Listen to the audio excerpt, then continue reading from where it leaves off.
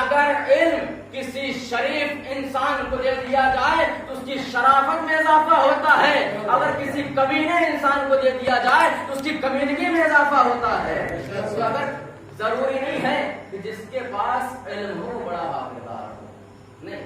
آج اگر ہم علماء دین کو دیکھتے ہیں بظاہر اور ہم یہ کہتے ہیں کہ فلاں مولانا خراب ہے یا فلاں مولوی خراب ہے، فلاں آیت اللہ خراب ہے، اس میں کوئی تعجب کی بات نہیں ہے۔ مولانا یہ بہت پہلے بیان کر کے چلے گئے، یہ تو انسان کے اپنے اپنے ظرف کی بات ہے کہ علم کو کس اعتبار سے استعمال کر لے۔ بھائی اگر صحیح طریقے سے استعمال کرے گا تو شریف کہلائے گا، اگر غلط طریقے سے استعمال کرے گا تو کمینہ کہلائے گا۔ تو مولانا نے یہ بیان کر دیا ہے، اور علم کا معیار یہ ہے کہ جہاں بھی علم ہوتا ہے وہاں زندگی ہوتی ہے، وہاں حیات ہوتی ہے۔ آپ دیکھیں، مثال چاہیے تو سنیے، بھائی وہ درخت جس میں پھل موجود ہوتا ہے اس درخت کی شاخیں جھکی ہوئی ہوتی ہیں کیونکہ اس درخت میں پھل موجود ہے، لیکن جس درخت میں پھل موجود نہ ہو اس کی شاخیں جھکی ہوئی نہیں ہوتی۔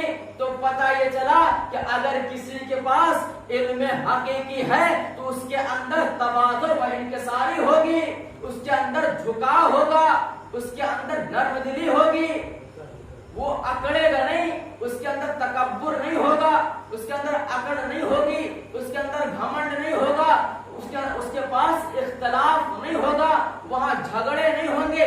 جہاں علم ہوگا وہاں زندگی ہوگی۔ یہی وجہ ہے کہ علم کو زندگی کے آثار میں سے بتایا گیا۔ اب بتائیے، اور جہالت کو موت کے آثار میں سے بتایا گیا۔ اب نتیجہ یہی سے آپ کے سامنے ہے کہ بھائی جس کے پاس جتنا علم حقیقی ہے وہ اتنا ہی زندہ ہے، اور جس کے پاس جتنا علم حقیقی ہے وہ اتنا ہی زندہ ہے، اور جس کے پاس جتنی جہالت ہے وہ اتنا ہی مردہ ہے، وہ اتنا ہی مردہ ہے۔ اب انسان خود فیصلہ کر لے کہ بھائی جہاں علم ہوتا ہے وہاں زندگی ہوتی ہے، وہاں اختلاف نہیں ہوتا، وہاں جھگڑا نہیں ہوتا، وہاں فساد نہیں ہوتا۔ کیوں؟ اس لیے کہ جھکنا بھائی جھکتا وہی ہے جہاں جان ہوتی ہے، جس کے پاس جان ہوتی ہے۔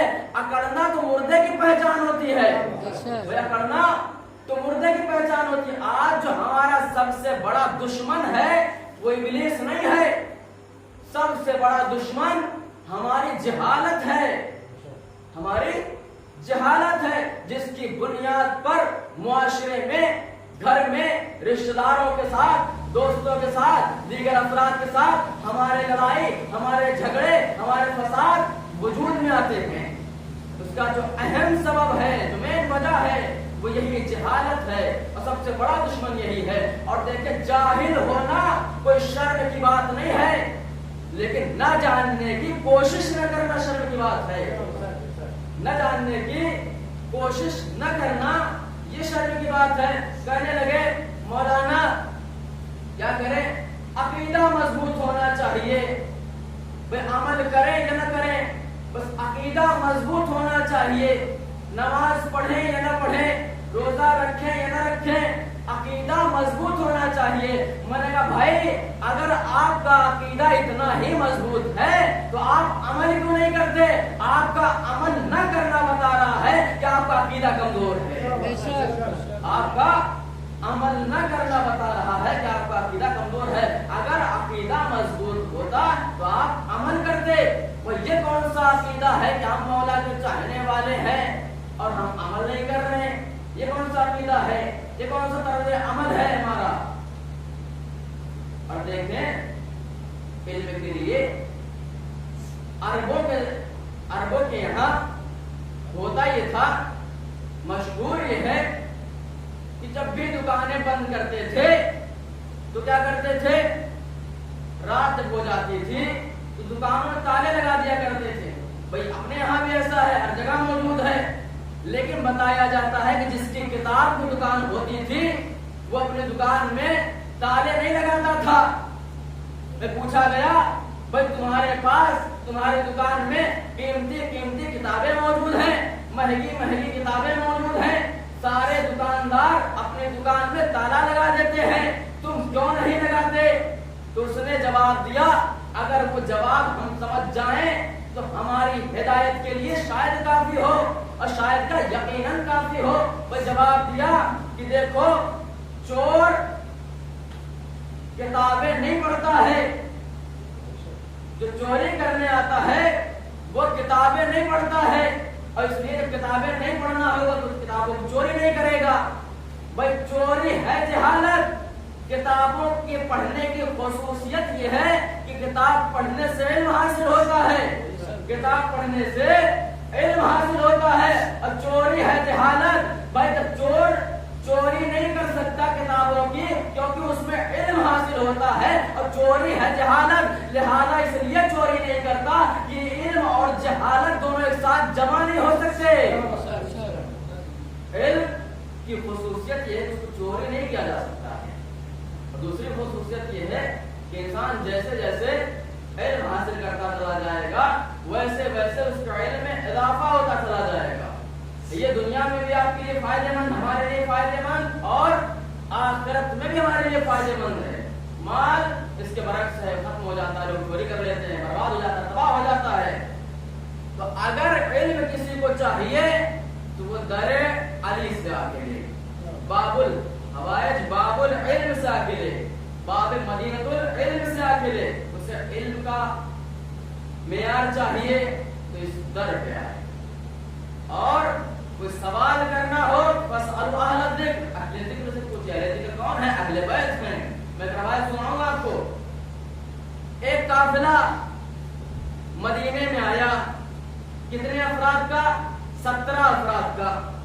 کس کا قافلہ تھا؟ عیسائیوں کا قافلہ تھا، عیسائیوں کا قافلہ تھا، 17 افراد تھے۔ مدینے کے گلیوں میں ٹہلتے رہے، آئے کیوں تھے؟ پیغمبر سے ملاقات کے لیے، کچھ گفتگو کرنا چاہ رہے تھے، کچھ بات چیت کرنا چاہ رہے تھے، کچھ کلام کرنا چاہ رہے تھے، لیکن ہوا کیا؟ سن کے یہ آئے تھے کہ پیغمبر بڑے نرم دل انسان ہیں، بڑے مؤدب، بڑے باکردار انسان ہیں، غریبوں کو پڑھ کے خود مصافحہ کرتے ہیں، بھائی کافروں کے لیے اپنی رضا بچھاتے ہیں۔ وہ سن کے آئے تھے رحمت للعالمین ہیں، بچوں کو خود سلام کرتے ہیں، یہ سن کے آئے تھے۔ ہوا کیا؟ جب پیغمبر کے پاس آئے تو پیغمبر نے اپنا منہ پھیر لیا، بھائی ادھر سے آئے ادھر منہ پھیر لیا، ادھر سے آئے تو ادھر منہ پھیر لیا۔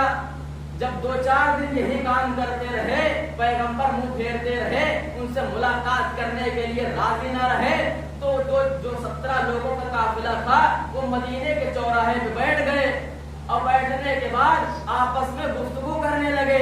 کیا گفتگو کرنے لگے؟ کہ بھائی سنا کچھ تھا، بھائی سنے تو یہی کہ پیغمبر بڑے باکردار ہیں، بڑے مؤدب ہیں، بچوں کو سلام کرتے ہیں، غریبوں کی مدد کرتے ہیں، اس سے مصافحہ کرتے ہیں۔ تو کہنے لگے آپس میں، بھائی سنا کچھ تھا، نکلا کچھ، بتایا کچھ گیا تھا، دیکھا کچھ۔ یہ گفتگو کر ہی رہے تھے کہ ایک صاحب کا گزر ہو گیا۔ انہوں نے جب گفتگو سنی تو کہا کون ہو، کس لیے آئے ہو؟ کہا ہم بہت دور سے آئے ہیں پیغمبر سے ملاقات کے لیے۔ تو کہا ہوا کیا؟ کہا جب بھی ہم پیغمبر کے پاس جاتے ہیں وہ اپنا منہ پھیر لیتے ہیں، وہ ہمیں منہ نہیں لگانا چاہتے، وہ ہم سے بات ہی نہیں کرنا چاہتے، ادھر سے آتے ادھر منہ پھیر لیتے، ادھر سے آتے تو ادھر منہ پھیر لیتے۔ تو کریں تو کیا کریں؟ بھائی سنا کچھ تھا، نکلا کچھ، بتایا کچھ گیا، دکھا کچھ۔ کہا اچھا اکیلے گئے تھے پیغمبر کے پاس یا کسی کے ساتھ گئے تھے؟ توجہ چاہتا ہوں، اکیلے گئے تھے یا کسی کے ساتھ؟ کہا ایک صاحب تھے، انہوں نے کہا کہ فلاں پیغمبر کے رشتہ دار ہیں، ان کے ساتھ چلے جاؤ، فلاں پیغمبر کے پڑوسی ہیں، ان کے ساتھ چلے جاؤ، فلاں کے تعلقات پیغمبر سے بہت اچھے ہیں، ان کے ساتھ چلے جاؤ۔ پھر کہا اکیلے گئے تب بھی پیغمبر نے منہ نہ لگایا، ساتھ میں گئے ان کی بھی بات نہ سنی، ہماری بھی بات نہ سنی۔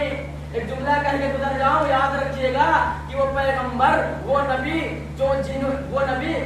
جنہیں نبی اس دنیا میں اپنا وسیلہ بنانا پسند نہ کرے، وہ آخرت میں انہیں کیسے وسیلہ بنا لے گا؟ جنہیں پیغمبر، جنہیں نبی اپنا اپنا وسیلہ اس دنیا میں نہ بننے دے وہ آخرت میں کیسے بنا لے گا؟ اچھا جناب سلمان ملاقات کیے، ملاقات ہوئی، کبھی ماجرا کیا ہے؟ کہا پیغمبر میں منہ نہیں لگا رہے، ہم سے بات نہیں کر رہے، گفتگو نہیں کر رہے۔ کہا اچھا، کہا میرے پاس ایک وسیلہ ہے، اگر اس وسیلے کو اختیار کرو گے تو شاید کچھ بات بن جائے۔ کبھی بات کیا ہے؟ کون سا وسیلہ ہے؟ کہا چلو میرے ساتھ۔ جناب سلمان آئے، ایک در پہ آئے، در کس کا تھا؟ باب مدینۃ العلم، علی بن ابی طالب علیہ الصلوۃ والسلام ان کا در تھا۔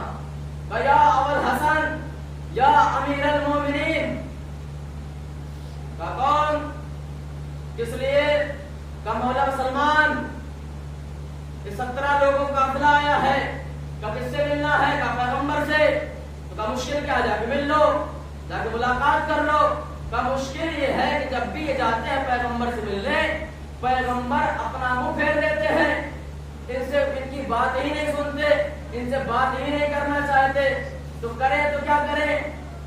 بھائی علی نے کہا انہوں نے جو لباس پہنا ہے اس لباس میں پیغمبر کسی سے ملاقات نہیں کرتے، اس لباس میں پیغمبر کسی سے گفتگو نہیں کرتے۔ اچھا ان کا لباس کیسا تھا؟ بتایا جاتا ہے، تاریخ میں لکھا ہوا ہے کہ ان کا لباس سونے کے تاروں سے بنا ہوا تھا، اس پر نقاشی ہوئی تھی۔ اچھا مقصد کیا تھا پہن کے آنے کا؟ مقصد یہ تھا ایسے قیمتی لباس پہن کے آنے کا کہ وہ پیغمبر کی تحقیر کریں، انہیں پست دکھائیں، ان کی بے عزتی کریں، ان کا قد چھوٹا کریں، یہ مقصد تھا۔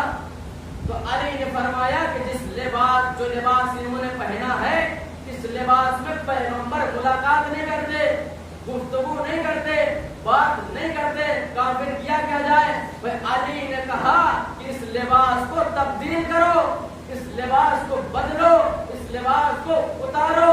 اب بھائی وہ 17 لوگوں کا جو قافلہ تھا انہوں نے کہا کہ ہم تو کوئی دوسرا لباس لے کے آئے نہیں ہیں، اگر ہم نے اس کو اتار دیا تو ہم پہن کے کیا جائیں گے؟ بھائی اس کو اگر اتار دیا تو پہن کے کیا جائیں گے؟ مولا نے کہا تمہارا کام لباس اتارنا ہے، میرا کام لباس پہنانا ہے۔ بھائی تمہارا کام لباس اتارنا ہے، میرا کام لباس پہنانا ہے۔ جب مولا نے یہ گارنٹی لے لی تو لوگوں نے لباس اتارنا شروع کیا۔ اب مولا نے ہوا میں ہاتھ پھیرا اور جیسے پھیرا ہاتھ نیچے آیا تو 17 کے 17 لباس آئے۔ بھئی آپ نے آسانی سے سن لیا، 17 کے 17 لباس آئے۔ اچھا کوئی درزی آیا؟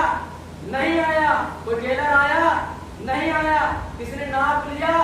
نہیں لیا۔ کمال کی بات یہ ہے کہ 17 کے 17 لباس جو آئے، جس کو مولا نے جو لباس دیا وہ اس کے جسم کے اعتبار سے سٹا گیا، نہ کسی کا لمبا نہ کسی کا چھوٹا، جس کا جیسا جسم تھا اس کے اعتبار سے سٹا گیا۔ تو جملہ کہہ کے گزر جاؤں کہ بھائی جو علی عیسائیوں کے قافلے کے لیے، عیسائیوں کے لیے لباس منگوا سکتا ہے، کیا وہ حسنین کے لیے درزی نہیں بنا سکتا؟ بھائی جس کے لیے، جن عیسائیوں کے لیے جو علی لباس منگوا سکتا ہے، جب حسنین کے لیے درزی نہیں بنا سکتا، جنت سے لباس نہیں منگوا سکتا۔ تو علم اگر حاصل کرنا ہے، علم کو پوچھنا ہے، سوال پوچھنا ہے تو علی کی بارگاہ میں جاؤ، علی کے در پہ جاؤ، یہاں ملے گا علم حقیقی۔ اور دیکھیں دنیا کی سب سے عقل مند قوم یہودی کی ہے۔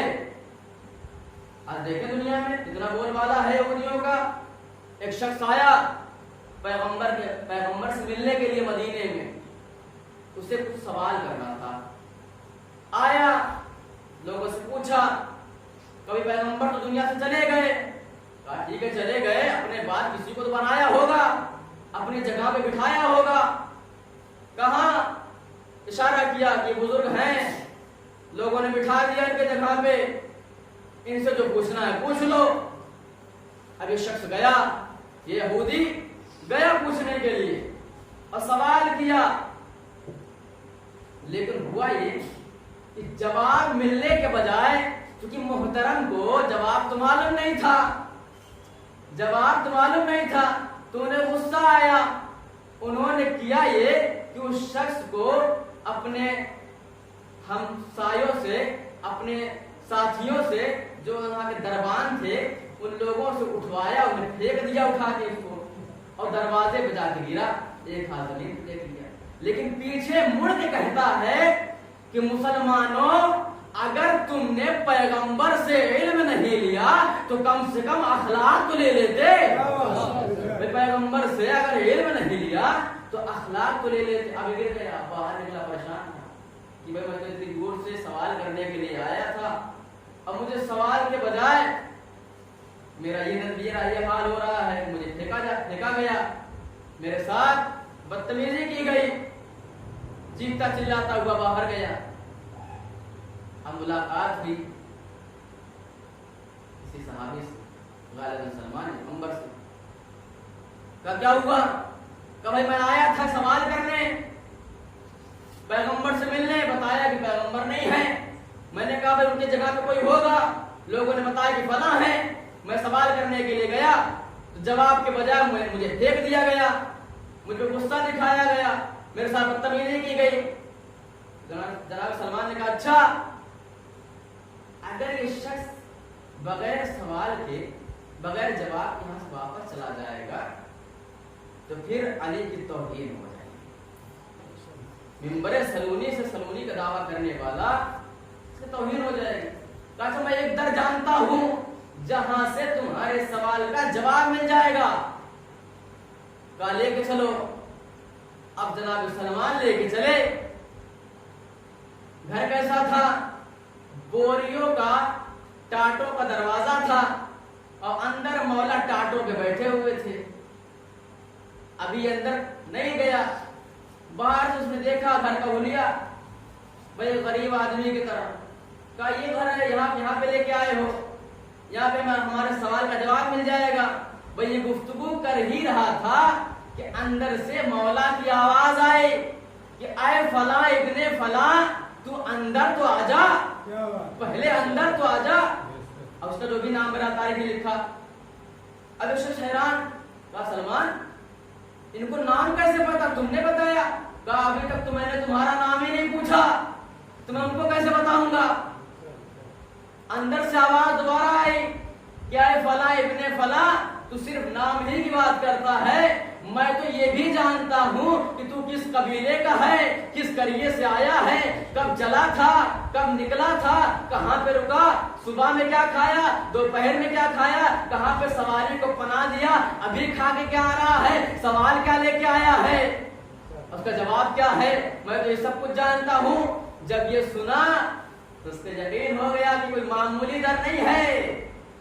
اب یہ اندر گیا اور جانے کے بعد کہتا مولا میں سوال لے کے آیا ہوں. کیا بتاؤ؟ کا سوال یہ ہے کہ پانی کا ذائقہ کیا ہے, پانی کا مزہ کیا ہے. تو مولا نے کہا یہی سوال تم نے ان سے بھی کیا ہوگا. کہا مولا میں نے ان سے بھی کیا تھا. کا جواب ملا تھا؟ کا جواب تو نہیں ملا, لیکن سوال کے بدلے میں ایک سوال کیا مجھ سے. کا سوال کیا کیا؟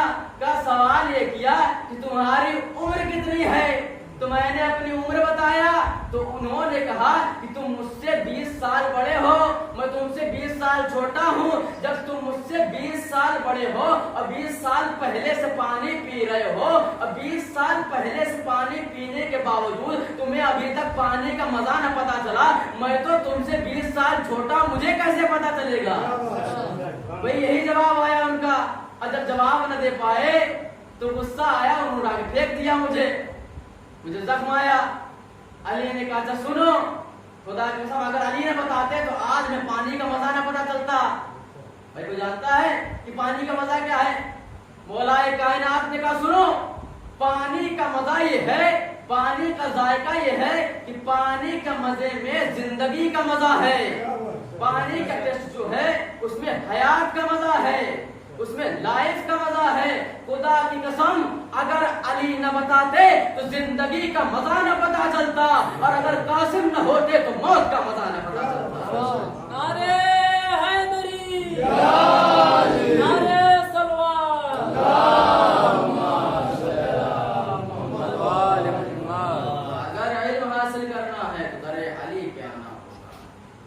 کے علاوہ ہمیں علم حقیقی نہیں مل سکتا ہے. علم ایک اہم شے کا نام ہے میرے عزیزوں، کہ جس کو حاصل کرنا ہر انسان کے لیے بے قدر ضرورت واجب ہے، اہم ہے. آج ہم جو کوشش نہیں کر رہے ہیں علم حاصل کرنے کی، اور اسی وجہ سے جو ہمارے ذاکرین، ہمارے خطبہ جو یہ پڑھتے ہیں کہ جتنا ہمارے یہاں کی عوام جانتی ہے اتنا وہاں کے امام نہیں جانتے. تو ہمیں اس معیار کو باقی رکھنا ہے. کیسے باقی رکھنا ہے؟ اس کو سچ کر کے دکھانا ہے علم حاصل کرنے کے ذریعے. کہ دو مہینہ 8 دن یہ پروگرامز ہوتے ہیں، ان میں جو مین پوائنٹس ہیں ان کو اپنے ذہن میں رکھنا ہے، تاکہ ہم دیگر قوموں کی جانب سے آنے والے سوالات کا جواب دے سکیں، ان کا جواب دے سکیں. آج ہمیں علم ہو یا نہ ہو، لیکن اس بات کا ہر انسان شوق رکھتا ہے. کیا شوق رکھتا ہے؟ کہ بھائی دوسرے مذہب کے لوگ ہمارے مذہب میں آ جائیں، دوسرے لوگ شیعہ ہو جائیں. میں جملہ کہہ کے گزر جاؤں کہ اچھی بات ہے، شوق رکھیے اور شوق رکھیے، اس سے زیادہ شوق پیدا کیجیے. لیکن یاد رکھیں، اگر ہم یہ سمجھتے ہیں کہ ہمارا مذہب دنیا کا سب سے بہترین مذہب ہے، ہمارا عقیدہ دنیا کا سب سے بہترین عقیدہ ہے، ہمارا دین، ہمارا مسلک دنیا کا سب سے بہترین مسلک ہے، سب سے بہترین مذہب ہے، سب سے بہترین دھرم ہے، تو ہماری ذمہ داری ہے کہ ہم دنیا کے تمام مذاہب کے مقابل میں سب سے اچھا عمل کر کے دکھائیں، سب سے اچھا عمل کر کے دکھائیں. اور یاد رکھیں، اگر ہم سب سے اچھا عمل کر کے دکھانے میں ناکام ہیں تو یاد رکھیں، یہ طے ہے، یہ طے کر لیں کہ اگر ہم پوری دنیا کے مذاہب کے لوگوں کے مقابل میں اگر ہم سب سے اچھا عمل کر کے دکھانے میں ناکام ہیں تو ہمیں اپنے مذہب کا پرچار کرنا چھوڑ دینا چاہیے. کیوں؟ اس لیے کہ جو عقیدہ ہمیں نہ بدل سکا وہ عقیدہ دوسروں کو بھی نہیں بدل سکتا. جو عقیدہ ہمیں نہیں بدل سکا وہ عقیدہ دوسروں کو کیسے بدل سکتا ہے؟ لہذا اپنے مذہب کا پرچار کرنے سے پہلے، اپنے مذہب کو بتانے سے پہلے، اپنے مسلک کا اعلان کرنے سے پہلے ہمیں اپنے آپ کو اچھا بنانا ہے. لوگوں کو بلانے کی ضرورت نہ پڑے، لوگ خود دیکھیں اور چلے آئیں. کہ دنیا اب حق کا اگر کوئی حق مذہب ہے تو شیعوں کا مذہب ہے. ہم شیعہ سنی کی لڑائی نہیں کرتے، ہم تو کہتے تحقیق کا دروازہ کھلا ہوا ہے. اس لیے ہم اصول دین میں تقلید نہیں کرتے کہ بھائی باپ دادا کہتے چلے آئے کہ اللہ ایک ہے تو ہم نے اللہ کو ایک مان لیا. بھائی باپ دادا کہتے چلے آئے کہ محمد اللہ کے رسول ہے تو مان لیا. بھائی باپ دادا کہتے چلے آئے کہ امام 12 تو ہم نے مان لیا. نہیں بھائی، ہم تقلید کے قائل نہیں ہیں اصول دین میں.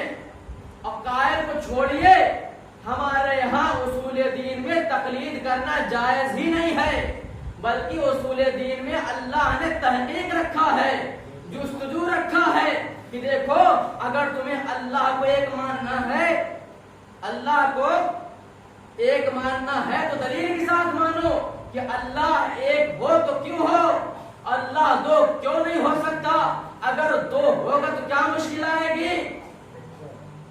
معصوم انبیاء کا معصوم ہونا کیوں ضروری ہے؟ اگر انبیاء معصوم نہیں ہوں گے تو کیا مشکل آئے گی؟ بھئی امام کا معصوم ہونا کیوں ضروری ہے؟ اگر امام معصوم نہیں ہوں گے تو کیا مشکل آئے گی؟ یہ سارے اصول دین، ان سب کو ہم تحقیق کے ساتھ مانیں گے، تقلید کے ساتھ نہیں مانیں گے. اور یہی وجہ ہے، شاید یہی وجہ ہے کہ ہمارے مذہب کے علاوہ دوسرے مذہب کے لوگ امامت کے قائل نہ ہوئے. کیونکہ اصول دین میں تحقیق ضروری ہے، اور امامت کے قائل اگر ہو جاتے وہ امامت میں تحقیق ہوتی، بھئی امام کس کو بنایا جائے، خلیفہ کس کو بنایا جائے، اور ظاہر سی بات ہے کہ جب امامت میں تحقیق ہوگی تو ہر ایرے غیرے کو خلیفہ نہیں بنایا جائے گا۔ بھئی جب امامت میں تحقیق ہوگی تو ہر ایرے غیرے کو خلیفہ نہیں بنایا جائے گا۔ ہم ہیں تحقیقی قوم، تقلیدی قوم نہیں ہے۔ علم کو حاصل کرنا ہمارا شعار ہونا چاہیے۔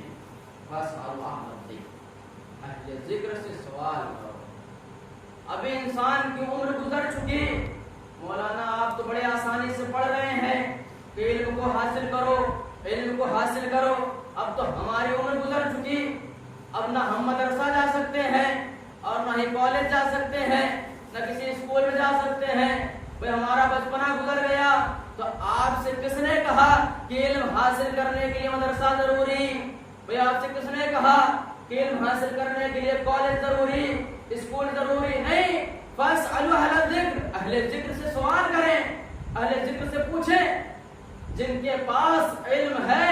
گاؤں خاندان قریے میں ترقی کا زمانہ ہے، موبائل کا زمانہ ہے، ٹیکنالوجی کا زمانہ ہے، انسان گھر میں بیٹھے بیٹھے کم سے کم اتنا تو علم حاصل کر سکتا ہے کہ مرنے کے بعد کسی کے لیے سورہ فاتحہ پڑھے۔ اتنا تو علم حاصل کر سکتا ہے کہ بھائی مردوں کو بخشنے کا طریقہ کیا ہے، نظر کا طریقہ کیا ہے، نظر و فاتحہ میں فرق کیا ہے، نظر میں کیا کہا جائے گا، فاتحہ میں کیا کہا جائے گا۔ کم سے کم اتنا علم تو انسان حاصل کر سکتا ہے، اپنے گاؤں کے مولوی حضرات سے، اپنے گاؤں کے جو جانکار افراد ہیں ان سے پوچھ سکتا ہے۔ لیکن ہمارا شعار صرف رسم عزا باقی ہے، روح عزاداری نہ جانے کب سے پرواز کر گئی، اور کہاں پرواز کر گئی پتہ نہیں۔ بس میرے عزیزوں اپنی خدمت کو تمام کر رہا ہوں کہ جہاں اہل بیت نے بتایا کہ علم حاصل کرو، کیوں علم حاصل کرو؟ کیونکہ اس کے ذریعے تمہیں نجات ملے گی، اس کے ذریعے ہدایت کا راستہ ملے گا، اور اسی راستے کے لیے انسان سیدھے راستے پہ چلنے لگے، ہدایت کا راستہ اختیار کر لے۔ کیا کیا؟ ایک بڑی قربانی پیش کی گئی، ایک بڑا قربہ پیش کیا گیا، قربان کر دیا گیا اسی قربانی کے لیے۔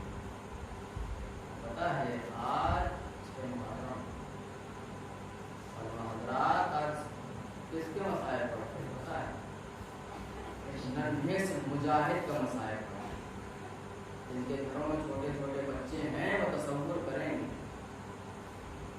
معمولی مسئلہ نہیں تھا بچے کو لے جانا کربلا۔ 9 مائیں ہیں کربلا میں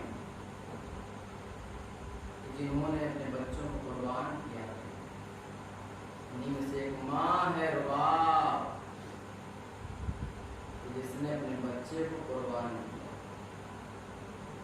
وہ دن آیا، روز عاشورا آئی، تمام اصحاب و انصار شہید، اور اب آخر میں حسین کا ششمہ مجاہد علی اصغر بچا۔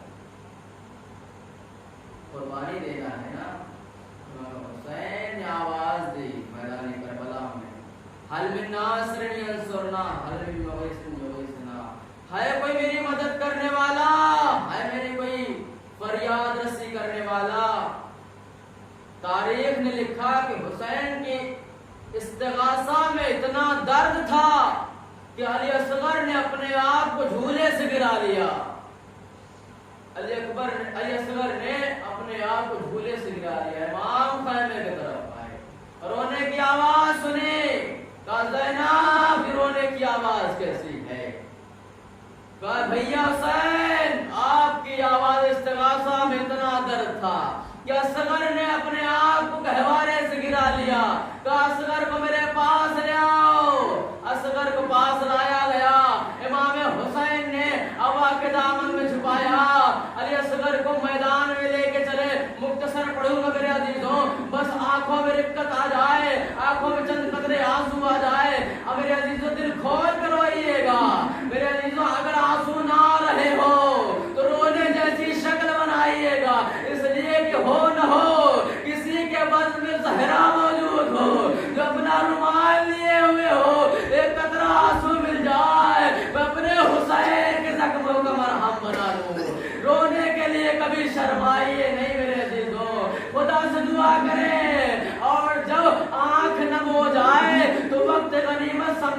دعا کے لیے ہاتھ بلند کریں اور دعا کو غنیمت سمجھے.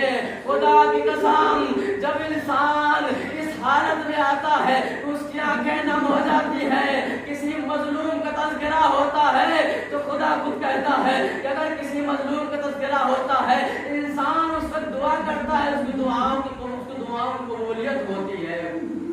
سنیے گا میرے عزیزو, ارے مولا حسین اصغر کو لے کے آئے اور آنے کے بعد فوج اشکیا کے سامنے پیش کیا اور کہا کہ میرا ننھا مجاہد ہے, یہ 6 مہینے کا بچہ ہے, پیاس سے جہاں بلم ہے, ارے بہت پیاسا ہے, تھوڑا سا پانی مل جاتا شاید سکون مل جاتا.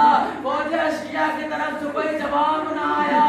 ارے مقتل نے لکھا کہ فوج اشکیا میں کوئی ایسا نہ تھا کہ جو منہ پھیر کے نہ رویا ہو. ارے دشمن ہے لیکن اس کو بھی ترس آیا, اس کو بھی رحم آیا, لیکن نہ جانے کتنی سنگ دل قوم تھی, کتنی سنگ دل فوج تھی, ایک قطرہ پانی نہ دیا.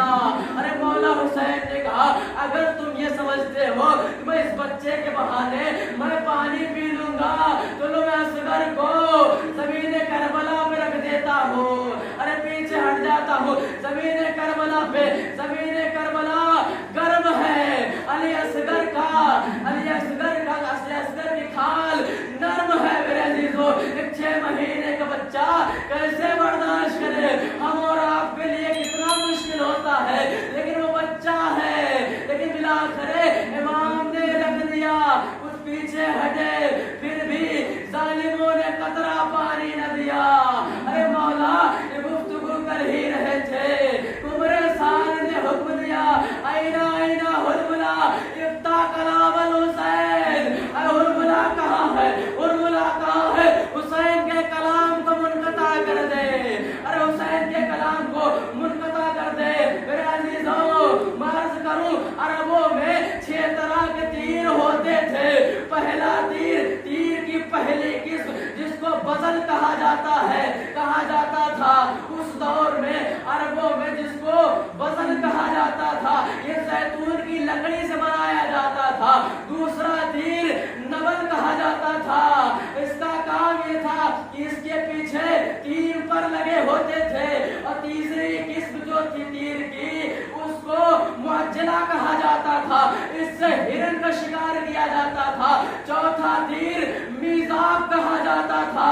ارے اس کی شکل پرنالے کی ہوتی تھی. ارے 5واں تیر سہم کہا جاتا تھا, اس کے آگے زہر لگا ہوتا تھا. چھٹا تیر سہشوبہ ہوتا تھا. میرے عزیزو, عربوں نے قسم کھائی تھی کہ اس تیر سے کسی انسان کو نہیں حملہ کیا جائے گا, اس تیر کو کسی انسان کے لیے استعمال نہیں کیا جائے گا. لیکن ہائے رے, اللہ رے, رباب کے اصغر کی قسمت. ارے اس تیر کے بارے میں ملتا ہے کہ اس تیر کا وزن اتنا تھا, 3 بھال کا تیر تھا. بڑا سے بڑا بہادر کھڑے ہو کر نہیں چلا پاتا تھا. جب بھی کوئی چلاتا تھا گھٹنے کو زمین پہ ٹیکتا تھا, اس کے بعد چلاتا تھا. بھائی عمر سعد نے حکم دیا اقتا کلام الحسین, حسین کے کلام کو منقطع کر دو. ارے حرملا نے اپنے گھٹنے کو زمین کربلا پٹے گا. ایک مرتبہ سہشوبہ تیر کو چلایا, 3 بھال کے تیر کو چلایا, جو جانوروں جانوروں کے لیے ہوتا تھا اس کو انسانوں کے لیے استعمال کیا. اور انسانوں میں بھی 6 مہینے کے بچے کے لیے. تصور کرے میرے عزیزو, ادھر سے تیر کا چلنا تھا, ادھر سے ماں کی آواز آئی اصغر. ارے تیر حسین کو نہیں لگنا چاہیے ورنہ قیامت تک میں تیرا دودھ نہ بخشوں گے. ارے جیسے آواز سننا تھا, اصغر نے اپنے آپ کو حسین کی آگوش میں اچھالا. ارے ادھر سے تیر سنسناتا ہوا